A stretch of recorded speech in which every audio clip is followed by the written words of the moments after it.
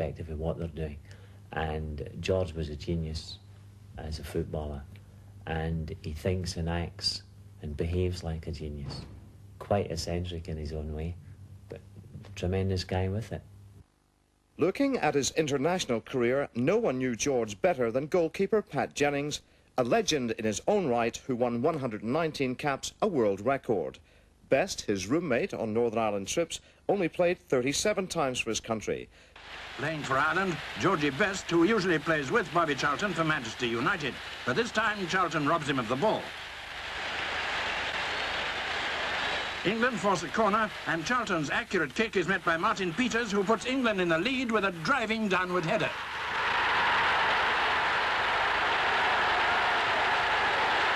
It stayed like that until half-time. England were finding the Irish team hard to beat midfield, and they were sometimes struggling against well-planned Irish attacks. Then the equaliser came from Best, who beat Nobby Stiles before crashing the ball into the net. You were his roommate in the early days with the international team, and you were very close friends. What sort of a character was he then? Basically the same fella as what I know now. Very, very quiet fella. And I don't think he's changed. It's just people's attitude toward him has changed over the years. When he was at his peak as a player, how would you have rated him? Over the last 23 years, without a doubt, the best player I've seen. I'd put him well on a par with Maradona, and I've played with him and against him in the last 2 years. Just, as I say, in a class of his own. We've had our great players in this country, the Greaves, Charltons, Laws, and George was definitely a pedestal above them.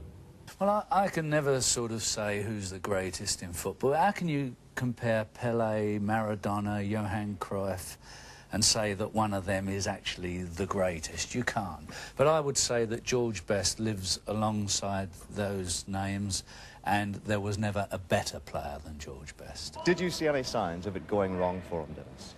I suppose maybe towards the late 60s, when Samat, who had had a terrible injury in the crash, you know, he wasn't at his best, and maybe towards there when George started to sort of maybe go in the blink a little bit. Maybe Samat wasn't sort of hard enough or tough enough, because I remember when I went on the blink in the early 60s, I soon got a rap over the head. Matt was not too well, and maybe at that time George should have been told maybe to calm down a little bit. People could see where he was going and were trying to warn him. People like Samat Busby, I presume, I'm no doubt he will tell you this, tried to say that if you're not careful, this is what happened. And everybody hoped that George Best would never get into this situation, which he almost seems to be in now, you know, in a void out of the game, not really thought of a lot, and it's a tragedy, really. Maybe we should have all helped a bit, but, you know, we've got our own life to lead as well. He was a terrific player. He did, the one thing he did do, whatever was said about him, when he went on the pitch, he, as they say in the trade, he did the business. And really that what it was all about. So there's no blame to anybody. I don't think anything would have changed or would change if he had to have his life over again. I was Football of the Year in '73, and straight away that brings more pressure. So from that point of view, I could see just what he was going through, having to play to the pressures of being the best football in the country. I had it for a couple of years, but he had it week in, week out for all the years that he played. Would you be critical, though, because he couldn't withstand those pressures? And after all, you were at the top for over 20 years. Yeah, no, I'd never be critical of something like Best. But, no, it's very, very hard for him. I mean, I would think probably that the problems that maybe Manchester United had at that time, they were going through a very bad spell. And I would say that he kept them in the first division for a couple of years on his own. And I think that was probably at his best time. And perhaps maybe he felt that he should have been playing in European competitions every other week. And I think probably that tired him more than anything. You've done many things, you've achieved many things. You've also had your problems, which have been well chronicled. Have you enjoyed life in the fast lane, or have you regrets? I've enjoyed life in the fast lane, and now I'm enjoying it in the bus lane. I've had good times and bad times, but I think at the end of the day, I'll always remember the good times. The bad times, I try and put them out of my mind. The old problem, the drink problem, is always going to be there. I mean, I don't kid myself anymore. I used to think, I'll beat it one day. I don't worry about it now. If I beat it, I'll beat it. If I don't, I don't. And I'd rather think like that than drive myself crazy, worrying about it.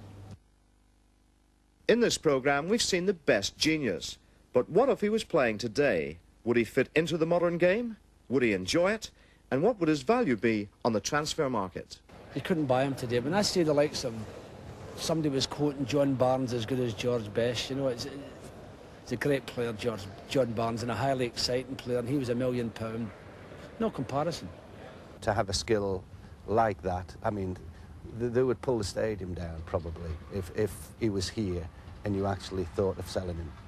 At that particular time, it's just unheard of, and you couldn't put a value on him. The way that it seems to have gone, I think it probably is more than likely that he would have been tempted abroad. In which case, at the present time, you know, you're talking about a few £1 million, good few £1 million. Dear. Well, when you see some of the players being transferred for, I don't know, 2 million, 3 million, George Best is probably in the top, say, 6 players that the game has ever seen as being one of the top 6. So if Maradona's worth 5 million, George Best's got to be worth 5 million. I wouldn't know where to start. I mean, in the early days, there was players like the lad Daly at Wolverhampton,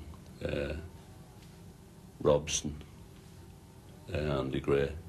They went, what, 10, 12 years ago for £1.5 million. I wouldn't have a clue, you know.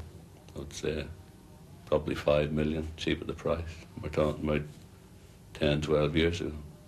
When one looks at Maradona being sold for £5-6 million, I would say George would be at least worth £10 million. I'll give you an example of the sort of esteem in which George is held.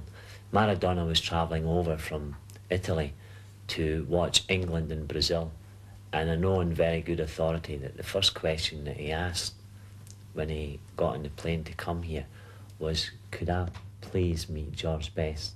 How would you like to be remembered? As the greatest footballer that ever played. And Pele said I was, so that's good enough for me. Georgie, Georgie, they call you the Belfast boy. Georgie, Georgie, they call you the Belfast boy. They say, Georgie, Georgie, keep your feet on the ground. Georgie, Georgie, when you listen to the sound. Georgie, Georgie, put a light on your name. Hey, hey, hey, play the